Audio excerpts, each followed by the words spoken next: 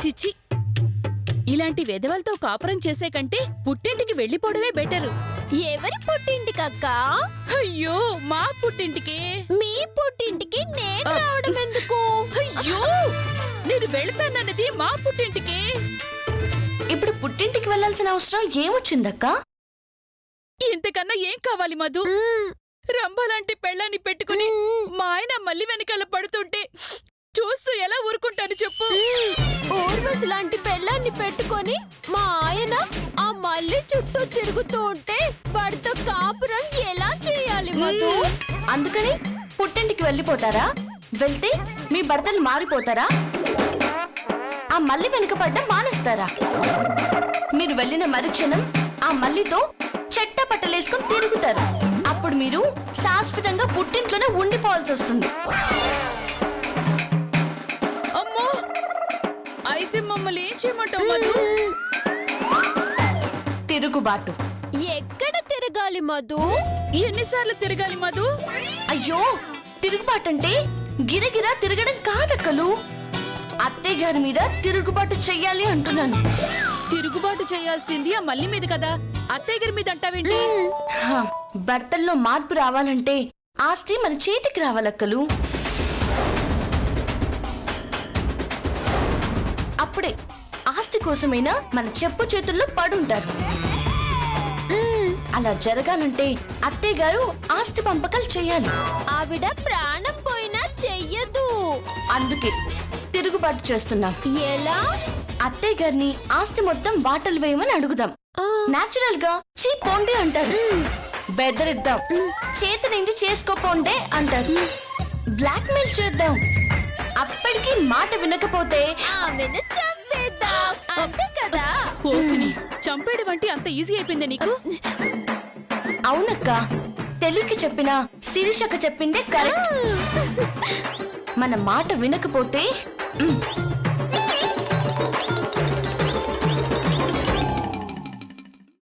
చంపేస్తున్నాం. అబ్బబ్బా, అంటే అబ్బబ్బా, కిరోసిన్ పోసి తగలబెట్టేస్తావా? అవును, కాకపోతే కాల్చేది అత్తయ్య గారిని కాదు, మనల్ని.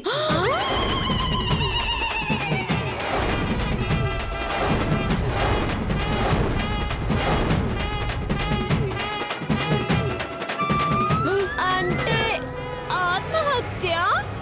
ఎస్, మనం అనుకున్నది సాధించాలంటే, అత్తయ్య గారిని ఒప్పించాలంటే ఇదొక్కటే మార్గం.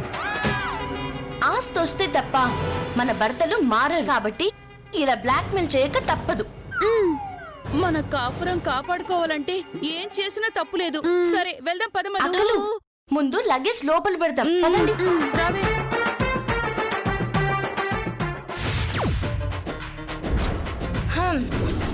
అత్తయ్య గారు, అత్తయ్య గారు, అత్తయ్య గారు, అత్తయ్య గారు, ఒకసారి బయటికి రండి అత్తయ్య గారు. అత్తయ్య గారు, మిమ్మల్ని బయటికి రండి. అత్తయ్య గారు. ఏంటి మీ మధ్య గొడవ? ఆ ముక్క మేం అడగాలండి. ఎన్నాళ్ళండి ఈ దురాచారం? ఎన్నాలండి ఈ బానిసత్వం? ఎన్నాలండి ఈ జాకెట్ సత్వం? ప్రకారం నీ ఆస్తి మొత్తం రాసివ్వు అని ఆ రాజశేఖర్ గారిని అడిగిందంట మన అత్త. దాంతో ఆయన లాయర్ గారిని కూడా పిలిపించుకోమన్నారట. ఈ రోజో రేపో ఆస్తి మొత్తం మన అత్త పేరు మీద రాసేస్తారట. నో, ఎట్టి పరిస్థితుల్లోనూ ఆస్తి ఆమె చేతికి వెళ్ళడానికి వీల్లేదు. కానీ రాజశేఖర్ గారు మాట తప్పరు కదా సిస్టర్. ఇచ్చిన మాట కోసం ఆస్తి మొత్తం రాసిస్తారు. రాయనివ్వకూడదన్నయ్య. అది మనకు సాధ్యమా సిస్టర్? పైగా నువ్వు వెళ్ళి చెప్పే పరిస్థితి లేదు. ఒకవేళ చెప్పినా ఆయన వినడు. దీన్ని ఆసరా చేసుకుని మన అత్త పండుగ చేసుకుంటుంది సిస్టర్. ఆ పండగ మనం చేసుకోనివ్వమన్నయ్య. ఇన్ని రోజులు మనం కష్టపడింది ఆస్తి అనసూయత్త చేతికి వెళ్ళడానికే కాదు, రాజశేఖర్ గారికి న్యాయం చేయడానికి. నిజంగా ఆయన ఆస్తి రాస్తే మనం బతికుండి వృధా, దానికంటే చావడన్నయ్య. సిస్టర్, అవునన్నయ్య, మనం ప్రాణాలతో ఉండగా మంచికి చెడు జరగకూడదు, న్యాయం అన్యాయం చేతిలో నలిగిపోకూడదు, ధర్మం దగ పడకూడదు. అదే జరిగిందనుకో, ఈ మధుమతి మరణించిన దాంతో సమానం. సిస్టర్ అందుకే చెప్తున్నాను, నన్ను నమ్మిన రాజశేఖర్ గారికి న్యాయం చేస్తాను. ఆస్తి అనసూయత్త చేతికి వెళ్లకుండా ఆపుతాను. వాళ్ళ దురాశకి దుర్ముహూర్తం పెడతాను. ఓకే సిస్టర్, నువ్వేమనుకున్నావు అన్నీ చేసే. నేను కౌసు నీ వెన్నంటే ఉంటాం. కౌసు కౌసు అత్తయ్య, నేనుండగా నీ ఆటలు సాగనివ్వను. రారా ఎవరు లేరుగా ఇక్కడ రా.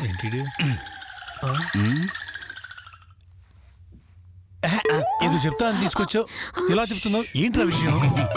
ఏ రంగా, నేను మళ్ళీని చేసుకుంటే నీకేమవుతుందిరా? వాంత అవుతుందిరా. నీ బొందరా, నీకు ఏ వరుస అవుతుందా అని అడిగా. వదిన ఇద్ది. అదే నేను చేసుకుంటే నీకేమైద్ది?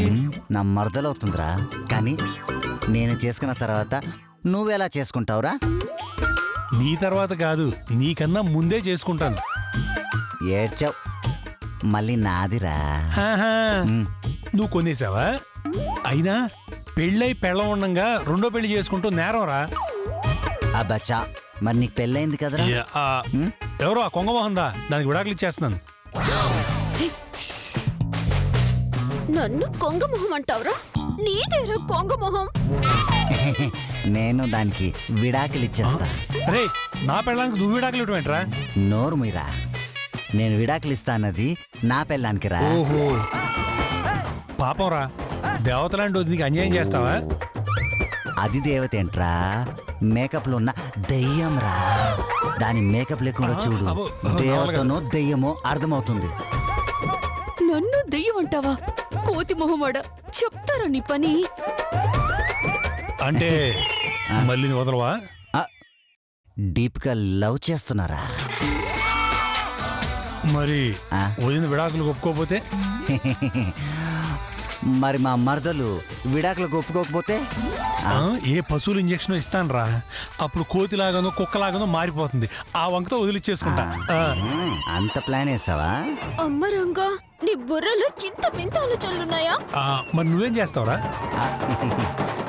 అది వేసుకున్న మేకప్ లో కెమికల్స్ కలిపేస్తాను రా. అది తెలియక పేడ పూసుకున్నట్టు పూసేసుకుంటుంది. దాంతో ముఖము కొండముచ్చిలా తయారవుతుంది. ఆ వంకతో దాన్ని వదిలేస్తా. అమ్మ పేకాట పాపరా, నీకు పేకాట మాత్రమే వచ్చు అనుకున్నాను. పెదో పనులు చేయడం కూడా బాగానే వచ్చు. సరేరా, ఇవన్నీ కాదు, ఇద్దరం ఒక అండర్స్టాండింగ్ వద్దాం. ఏంట్రది? రేపు రాజశేఖర్ గారి ఆస్తి మొత్తం మల్లి పేరు మీద రాస్తున్నారు. దాన్ని ఎవరు పెళ్లి చేసుకుంటే వాడికి ఆస్తి మొత్తం సొంతం అయింది. కాబట్టి ఇద్దరం కలిసి మల్లికి ట్రై చేద్దాం. మళ్ళీ నిన్ను పెళ్లి చేసుకుంటే మళ్ళీ నీది, ఆస్తి నాది. ఒకవేళ నందు చేసుకుందనుకో, మళ్ళీ నాది, ఆస్తి నీది. అలా కాదురా, మళ్ళీ ఎవరు చేసుకున్నా ఆస్తి మాత్రం ఇద్దరం సమానంగా పంచుకుందాం రా. ఓకే బ్రదర్, ఈ ఐడియా బాగుంది. నువ్వు చెప్పినట్టే మళ్ళీ ఎవరు పెళ్లి చేసుకున్నా ఆస్తి మాత్రం ఇద్దరం పంచుకుందాం. ఐ లైక్ ఇట్ రా. చూసావా కౌసు, నీ తమ్ముడు ఎంతకు తెగించాడో? అవునండి, ఈ విధాలేంటండి ఇలా తయారయ్యారు? నీ చిన్న తమ్ముడు గ్లామర్ అలాంటిదే. వాండల ఆడవేషంలో చూస్తే నాకే నీకు విడాకులు ఇయ్యాలనిపిస్తుంది. చాలు ఆపండి. ముందు ఈ ఘోరం నప్పే ప్లాన్ ఉంటే చెప్పండి. అసలు వాళ్ళు చేసుకోవాలంటే మీ తమ్ముడు మాత్రం ఒప్పుకోవాలి కదే. మళ్ళీ దానికి ఒప్పుకోవద్దు కదరా. అందుకే ఒక మాస్టర్ ప్లాన్ వేసాను రా. ఏంట్రా అది?